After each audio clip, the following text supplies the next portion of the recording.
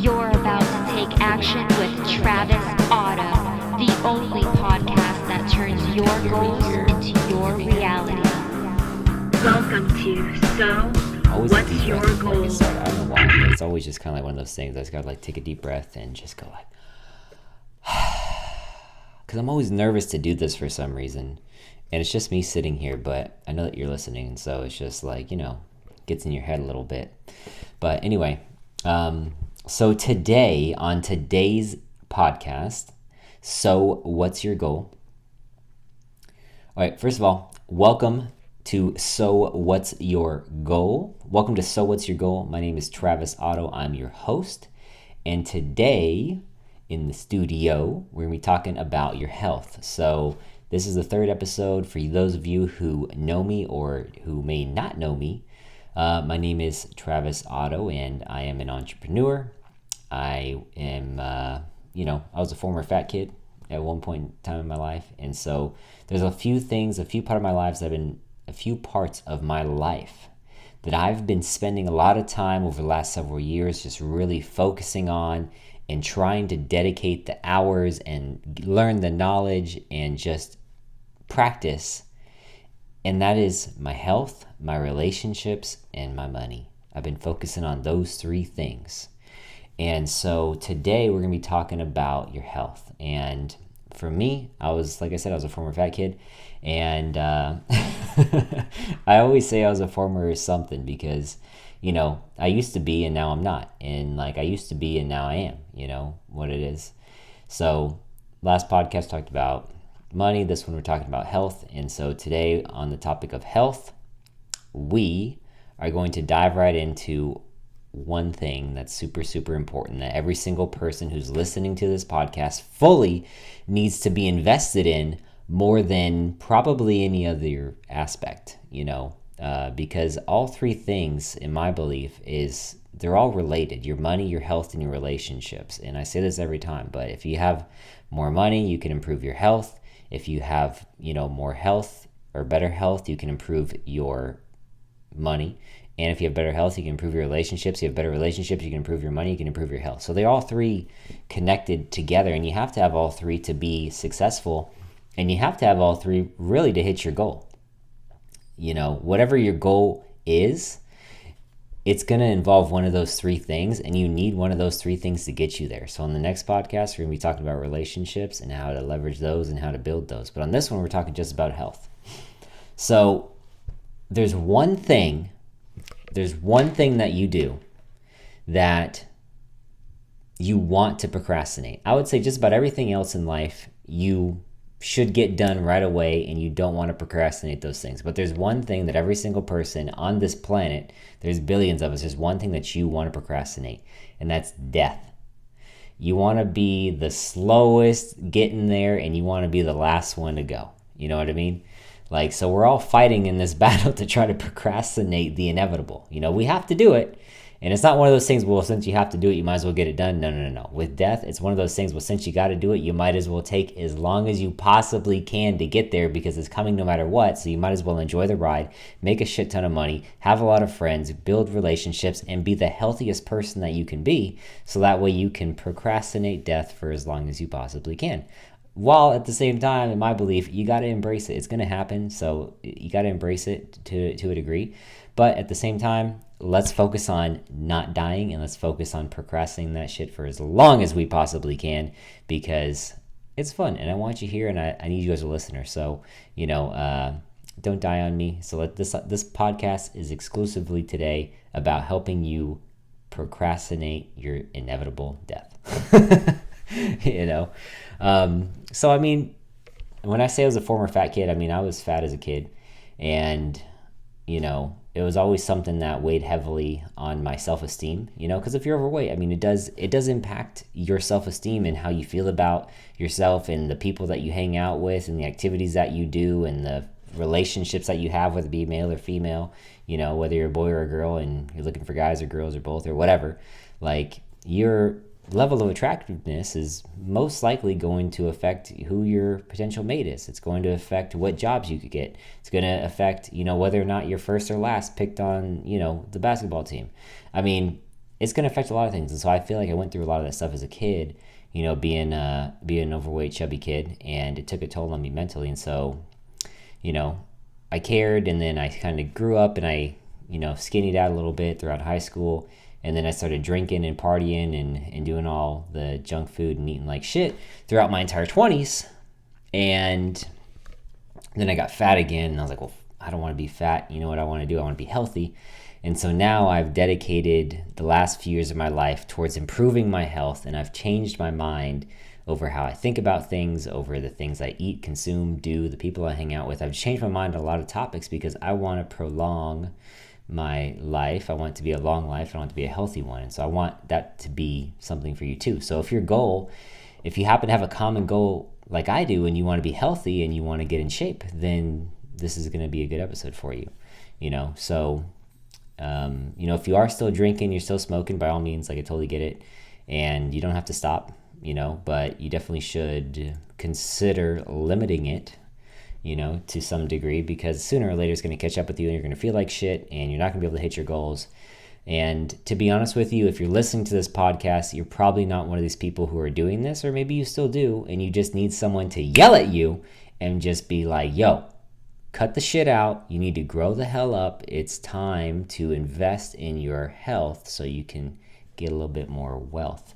You know what I mean? So I was talking to my wife, and I asked her, I was like, Sarah, so I'm doing this podcast episode about health. And for those of you who don't know, my wife is right now in school to be a CRNA, a certified registered nurse, anesthetist or anesthesiologist. She's basically going to be an anesthesiologist, just like a different way of getting there. She's going to do the same thing. She's going to put people to sleep. She's going to make a shit ton of money, and she's going to look good doing it. So I was talking to her a little bit about this podcast, and I asked her, Sarah, what is the number one leading cause of death in the world? Like, why do humans die? And she starts laughing, and she goes, stupidity. And I'm like, how do you mean stupidity? Like people doing stupid shit, like riding motorcycles and, doing handstands, chugging Jack Daniels, like that. And she's like, no. She's like, there is an overwhelming amount of knowledge on the internet and at your fingertips, and just common knowledge that eat healthy, exercise, don't drink, don't smoke, and stay away from processed foods and sugars. Like, there's like an overwhelming amount of evidence online supporting this. And she goes, people are stupid. They don't heed the advice that's readily available to them, and they just ignore it, and that's what inevitably causes them to die, in her opinion. And I was like, that's pretty freaking smart. I'm going to use that in my podcast. So I'm going to go ahead and say I agree with her in that the number one leading cause of death is stupidity. You do stupid shit. You don't take in the knowledge that's around you, that's given to you, and you would be, foolish not to listen to what I'm about to tell you. And this is not going to be anything new, but it's going to be something insightful that hopefully I say something in a way that goes, oh shit, Travis is right. I should do this. I should think a little bit more like that, and I should pay attention to, how I feel and how I look. So in all reality, stupidity is the number one cause of death. But you ask like a doctor, they're going to tell you cardiovascular disease. So that's like anything related to the heart, right? Your heart stops, it quits working. By the way, I'm not a doctor, and none of this is medical advice. It's just really from my experience of what I've learned, I'm sharing with you, and by all means, do all your fact checking on this.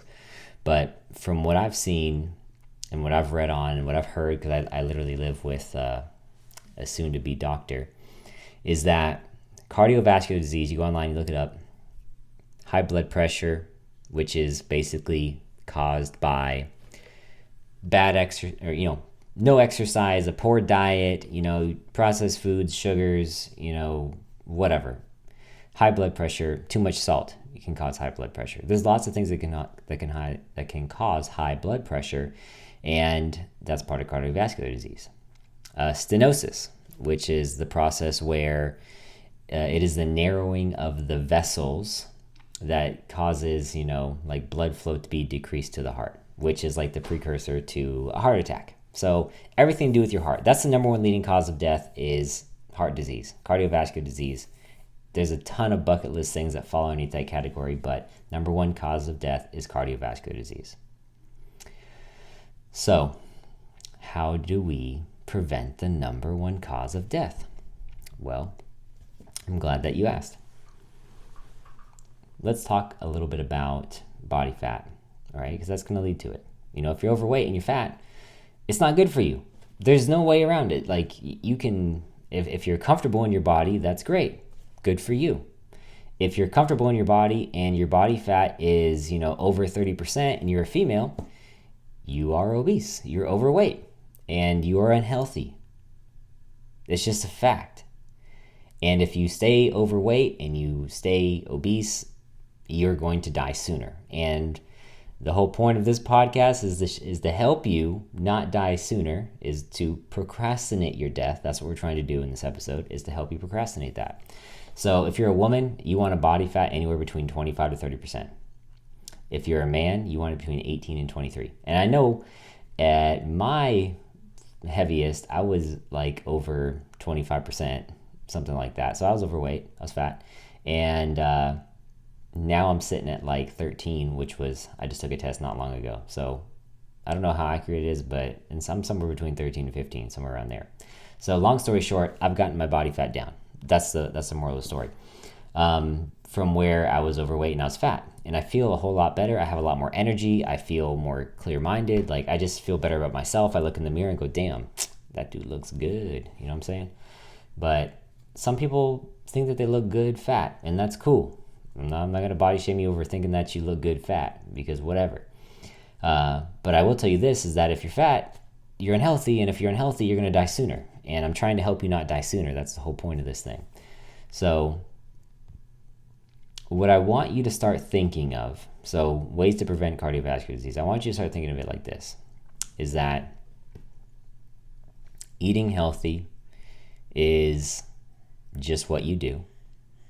Going to the gym and exercising is the equivalent of brushing your teeth. Hopefully you brush your teeth. If you don't brush your teeth, then that's a whole nother conversation. But if you're not brushing your teeth, then honestly, let's start there. Start brushing your teeth, and then we can talk about going to the gym. But brushing your teeth is like the same thing as going to the gym for me in my brain. You wake up, you exercise, you brush your teeth, blah blah blah, right? That's what you have to come to terms with, is that, exercising is just like brushing your teeth. It's just something that you do every single day in order to maintain a healthy life. That's number one. And if you're not exercising at all, don't try to convince yourself to do some big new workout change regime. Go crazy on it. Start small baby steps, because if you do too much of a drastic change, then you're going to want to revert back because it's going to be too hard. So you've got to slowly convince yourself. If you guys have ever cooked crawfish, this is a weird example, but if you drop live crawfish into boiling water, they're going to try to hop out. Okay?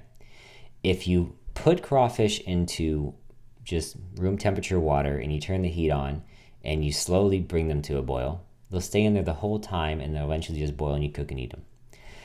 That analogy is the same thing with working out.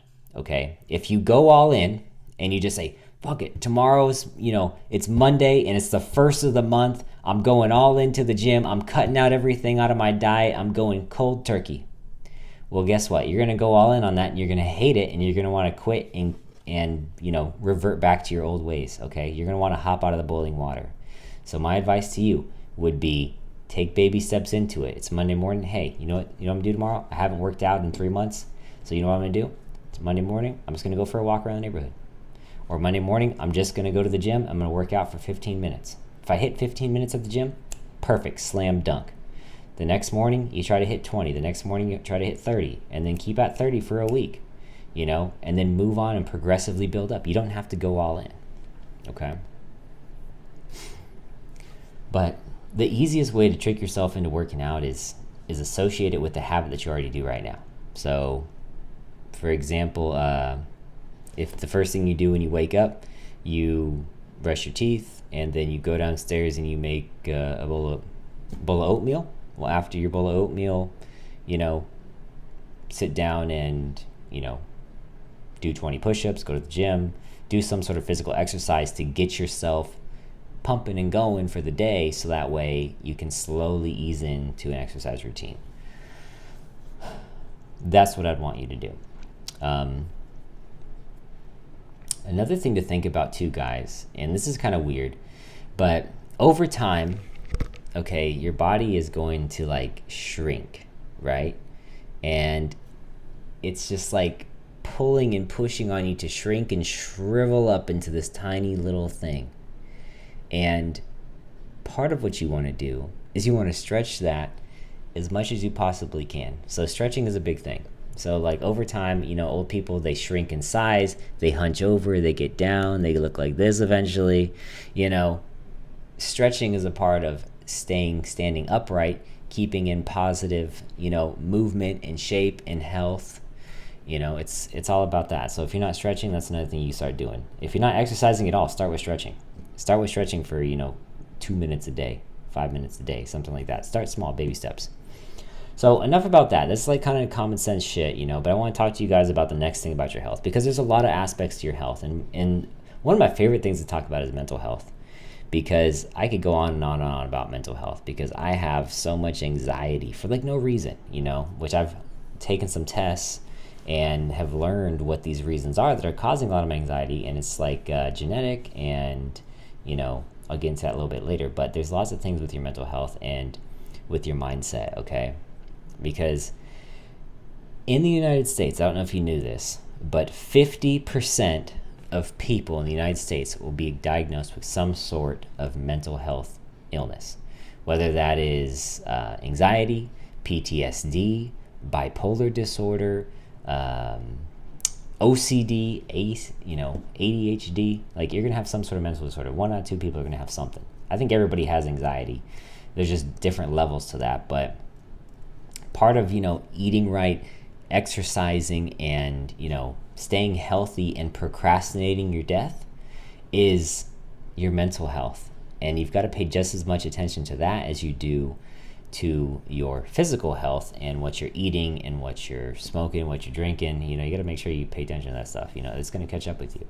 And the whole point is, if you want to hit your goals, whether that be, you want to have better relationships, you want to make more money, or you want to have a six-pack and you want to be the next Mr. Olympia or Miss Olympia, whatever, you got to have a good head on your shoulders, which you guys all know. Maybe you do, maybe you don't. And that's one thing too, man. I think what I'm saying is a lot of common sense, but at the same time, I meet a lot of people out there and go, wow, you didn't know that? And like, it just bewilders me, because I feel like I know a lot of stuff, and when I hear stuff, I'm like, yeah, I know that. Oh yeah, I never heard that, but I know that. And that's one thing that I've told a few people, is that you think that everybody knows what you know, but most people have no idea what you know, and it's not so common. Common sense isn't so common. So that's why I'm trying to share this with you, because I know there's a couple people out there who haven't heard this before, who haven't been exposed to this type of talk, and need to hear it, so that way you have some sort of aha moment in your brain to kind of get you going. But moving on. So yeah, mental health, big deal. Mindset, big deal. Which I also think your mindset plays into your mental health. If you have anxiety, try meditation. If you have OCD, try meditation. I myself am a fan of meditation. I think that spending a few minutes and just like training your brain and practicing a little bit of mindfulness, and just like zoning out completely, setting your phone in the other room, turning it off, whatever you have to do, and take 10 minutes. You can even start smaller than this. You can start like 1 or 2 minutes and just close your eyes and just blank out. And I think it's important for that. Like, I think meditation is important. You don't have to do any hippie shit. It's just literally taking a few minutes to shut your brain down without going to sleep. So just like trying to calm your mind, and that helps with anxiety. That's helped me personally. And I think it could help with a lot of things, Another thing too is that I've learned from, listening, watching, hearing meditation stuff is, here's a little tip for you, is when you realize that something isn't quite right going on upstairs, you need to first realize it, right? So if you're anxious, you need to, one, realize that you're anxious, and then try to hone in on where your anxiety is coming from. And if you focus in on one thing and you realize that you're just looping in your brain over and over again, like you're just looping back and forth. Oh God, like I failed this test. I'm gonna fail this test. I'm a bad father. I'm a bad this. I'm a bad mother. I'm I'm not going to get the promotion. I'm not going to get the raise, whatever. Like if you're always focusing on the negative thing and you catch yourself looping over and over again, one, realize that you're looping. Realize that you're playing it over and over again and go, dude, like my freaking brain is on a playback loop and it won't turn off. So realize that it's on a playback loop, and that'll help you a lot. That's something that helped me kind of calm my anxiety a little bit, is realizing when I'm obsessing over something. You have anxiety and OCD, man, what a combination, right? So when you realize that you're obsessing over something, realize that shit. Go, damn it, I'm obsessing over this freaking loop. Let it go. That helps. PTSD, same thing. It's obsessing over, a traumatic incident that happened to you, and I don't know if I have too much PTSD. Everybody's got a little bit of PTSD, but at the end of the day, I think that's a good little tip that could help you. And with your mindset, you've got to really pay attention to this, guys, is that if you want to do big things in your life, you've got to realize and pay attention to the inner voice inside your head, okay? Because if you're telling yourself, I'll never be able to do that, I can't make that, I'm drowning, I'm struggling, I'm not going to be able to do it. If you're constantly telling yourself that you can't do something, that you won't do something, that it's not going to work, you don't have enough money, you'll never find a way, there is no way, it's impossible. That's all pretty much examples of negative self-talk. Negative self-talk is the number one thing that's going to prevent you from your goal. Whatever that may be, the negative self-talk is going to stop you dead in your tracks. You've got to understand that. And I've developed myself to be better. I'm not perfect, but to be better at identifying the negative self-talk by talking to yourself. You've got to have conversations with yourself, which we all do, but really listen to what you're telling yourself and what's going through your brain.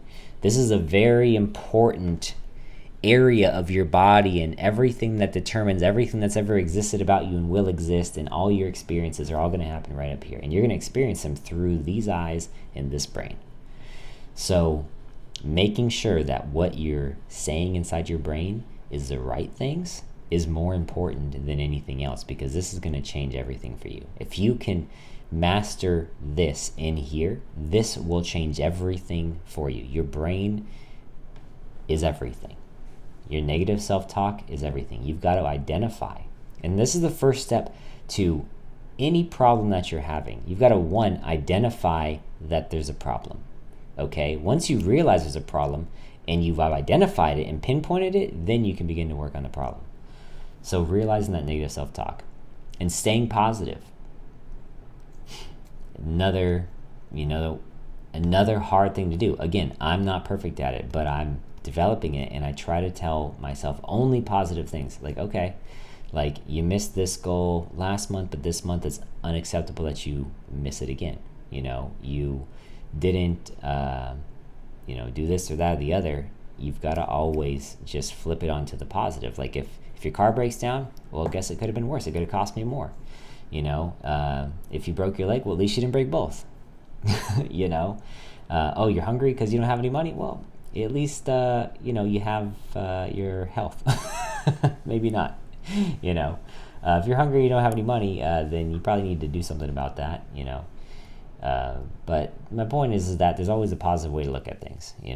I have a delusional belief in my brain of how I can turn some negative situation into a positive one. I have this power, and it's a superpower that you have to develop over time, which allows you to just see things from a different point of view, where everything's not so negative, not so pessimistic. You can just let things go, and that's what you got to do too.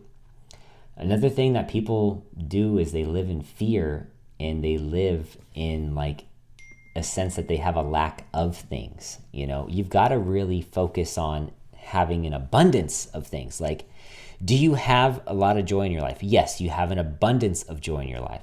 Do you have a lot of money? Yes, you're going to have a lot of money. Yes, I will have a lot of money. Is your health good? Yes, my health is freaking fantastic and it's getting better every day because I'm working on it. I'm actively putting time into my health and then being thankful for everything.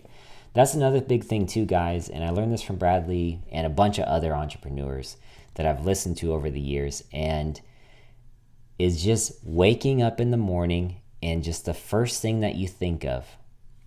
Here's a tip, guys. Here's a tip. When you wake up in the morning, I want you to try this tomorrow morning. Wake up in the morning and just go,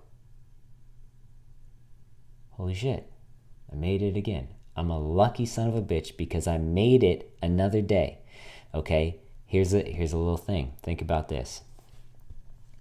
Let's say that today, I said, hey guys, I'm gonna give you $1 million. Do you want it?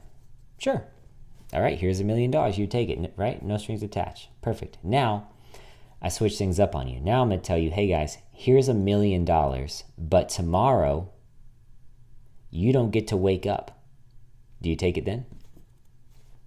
No. So what does that mean for you?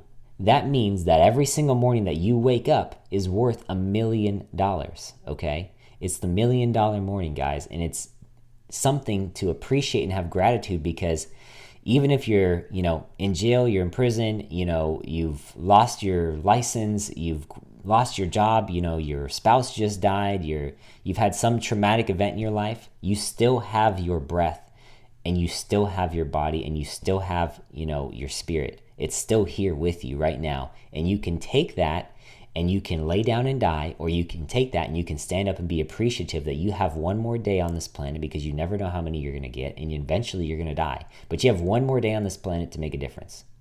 And you have to wake up every single day realizing that you have the ability to make a difference, okay, with your life. Be freaking grateful that you have one more day. That alone will change things for you more than anything possibly can, because it's changed a lot for me. Because I've told you this in the past, like, guys, I'm documenting a journey that I've gone through over the last few years, mentally, physically, emotionally, spiritually, financially. Like, I've gone through a change and a transition. I'm sharing what I've learned with you guys so you can come with me and feel what I'm feeling and experience and have the things that I have. I want this for you too.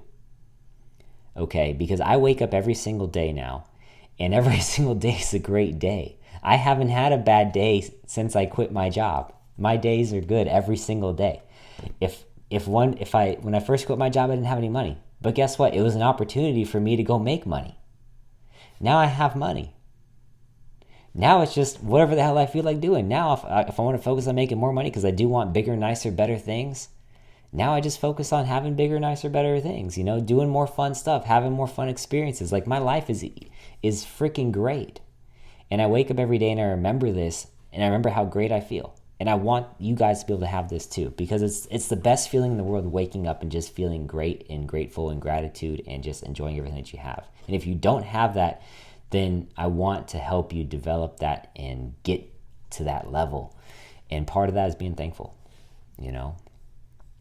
Part of that's being thankful. So, how do we procrastinate the day of our death? Because it's one of those things. How do you procrastinate the day of your death? This is what it's all about.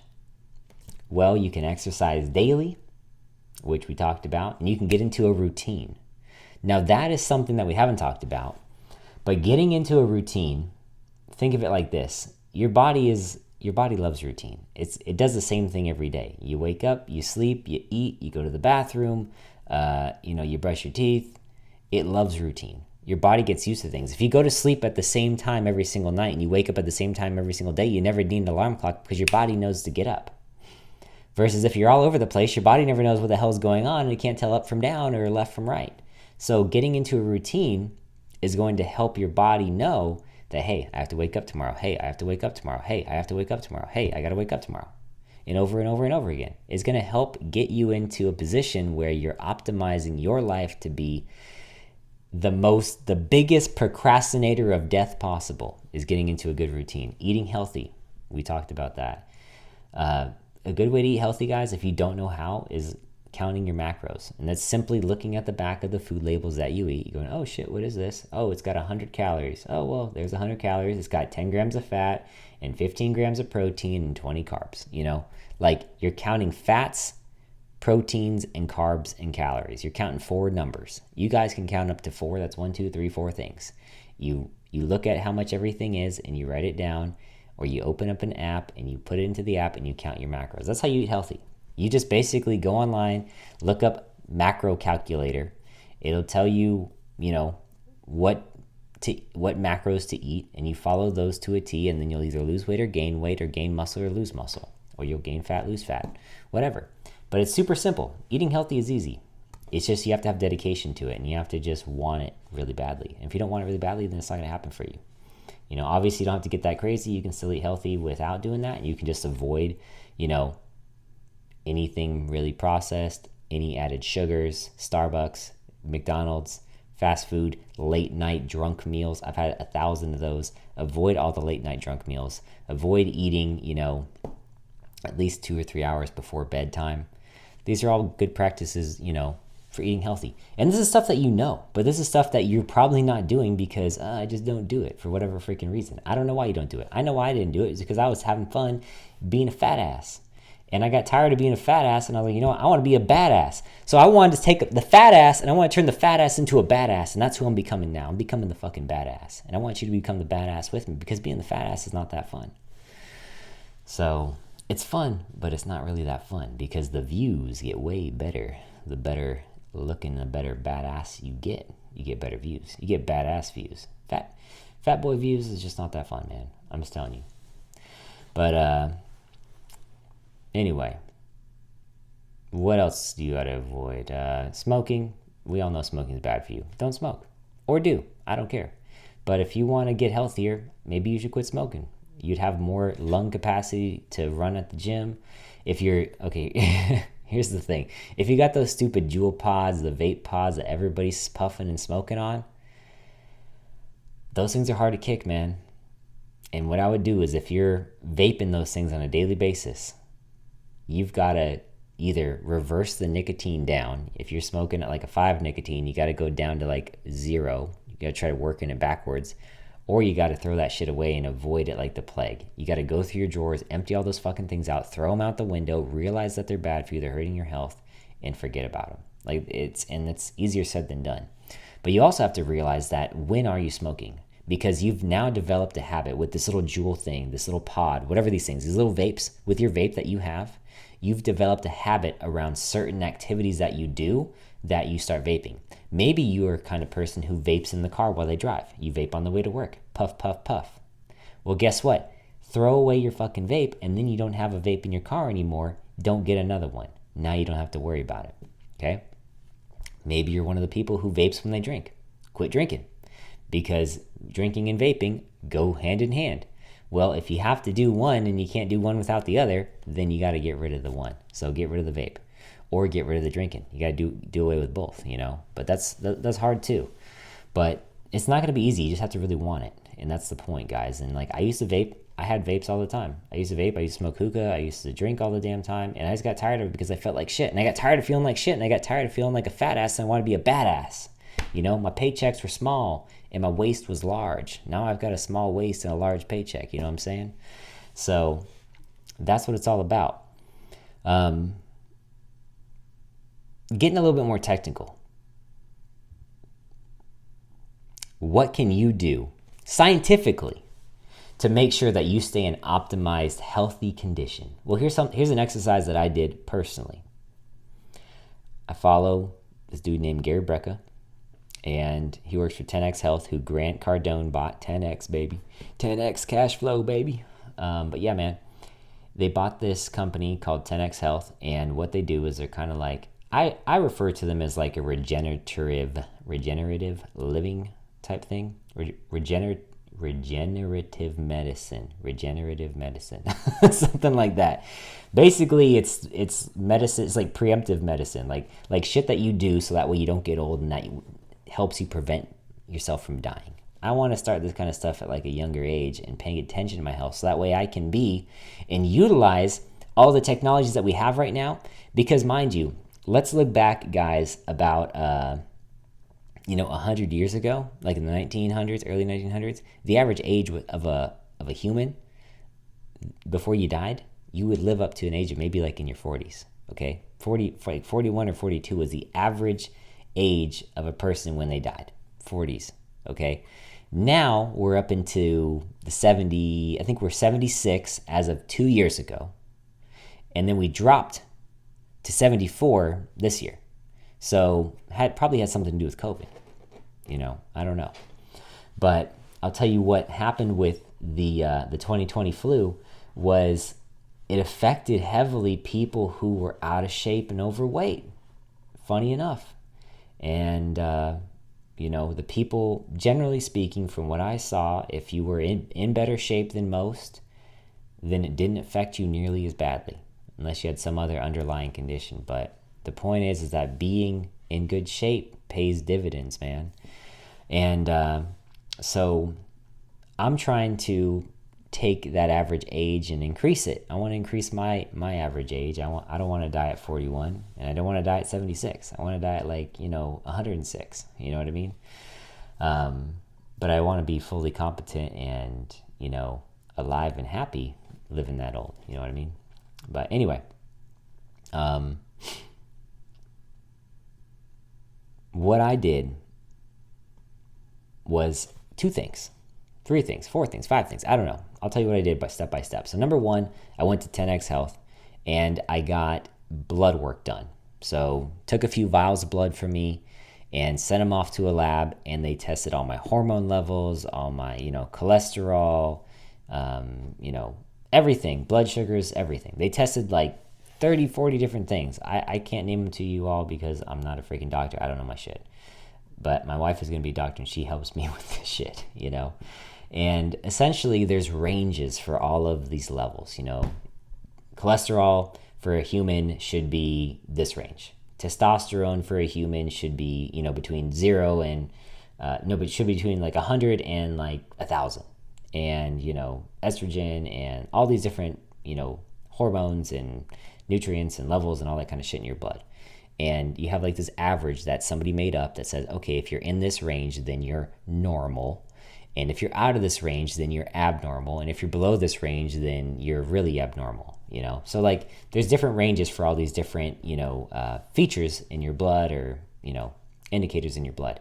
So what I'm trying to do is I'm trying to maximize my blood. I'm trying to make sure that I have the optimal levels of every single nutrient. I want to have the optimal cholesterol. I want to have the optimal levels of testosterone. I want to have the optimal levels of every single thing in my body to make sure that I'm living the best case scenario for a person in my age group with my genetics, blah, blah, blah, blah, blah. That's what I'm trying to do.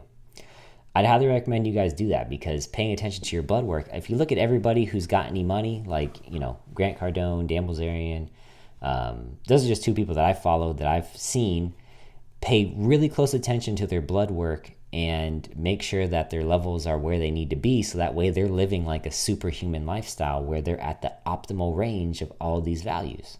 And that's what you want to do. You want to get all your values into an optimal range where it's peak performance, peak performance, peak performance. That's what you want. So doing your blood work is going to be step 1 with a company like 10X Health. Is going to be step 1, do your blood work and understand where your levels are at and figure out how to get them optimized. Okay, that's what these guys help you do. Step 2, what I did is I took a DNA test, and it was a DNA test that has to do with methylation. Now, I am going to butcher this royally, okay? Fair warning. But DNA methylation, I'm going to just read this straight up. DNA methylation is a process that happens inside of our cells and affects how our genes work. Now, genes, okay, your DNA, your genes, are like instruction manuals that tell our bodies how to grow and develop and to work properly. Okay, so very important, right? And in DNA methylation, this is what I took. I took a methylation test, is a special chemical called a methyl group. And these methyl groups get added to a specific part of your DNA. And this can change how the gene works and even turn it on or off. So your gene could be turned on or turned off based upon this methylation group, okay? So you have these group of, it's this process, and it gets added to your DNA, and it can make your DNA turn off and on. Okay, like when it comes to like building molecules or something like that in your body. Again, I told you I'm gonna butcher this. I probably sound like an idiot, but whatever. You don't know shit about it. Probably not. Maybe you do. So think of it as like a light switch in a room. If the light switch is turned on, the light is on and the room is bright. If the light switch is turned off, the light is off and the room is dark. Similarly, DNA methylation can turn genes on or off, which can affect how our bodies function. DNA methylation is an important process because it helps our bodies develop and function properly. But sometimes things can go wrong with DNA methylation, which can lead to health problems or diseases. Okay?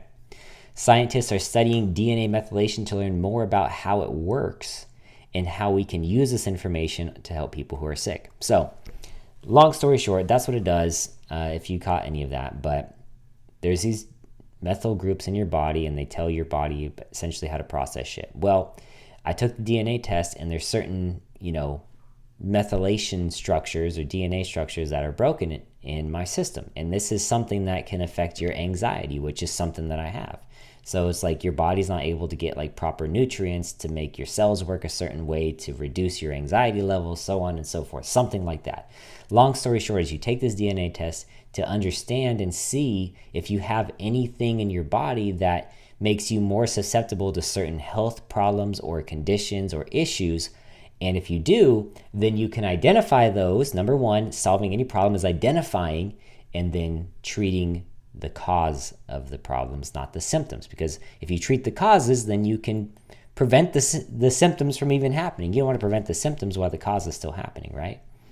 So those are the two tests that I did. So blood work, optimal levels, DNA test, figure out what's wrong, see if I'm susceptible to anything, and then supplement my body to make sure that I have the right nutrients in there to help my methylation cycles, to help my blood work, yada, yada, yada. So those are two things that I've done in my little healthy life over here, my health venture, to optimize my health. And that's something that you can do too. It's not super expensive. It's something that I would highly recommend anybody to do because it's only going to help you procrastinate the inevitable, which is your death. And that's what we're trying to do, procrastinate death. So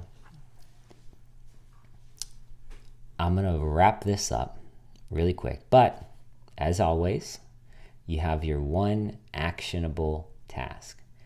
Now, I'm going to support this with a research study that I found. And this was done by Justin Yang, and it was studied over 10 years. So he studied the association between push-ups. But he studied the association between push-up exercise capacity and cardiovascular disease events among men. So Justin Yang studied the association between push-ups and cardiovascular disease events in men over the span of 10 years. Now, what he found out is that men who can do over 40 push-ups dramatically decrease their likelihood of having any sort of cardiovascular related events. So meaning like high cholesterol, heart attack, stroke, all that sort of stuff. So your actionable task is tonight, after you brush your teeth, remember my voice. After I brush my teeth tonight, I'm going to walk next to my bed. I'm going to get down on all hands and knees. I'm going to do 10 push-ups. You're going to do 10 push-ups.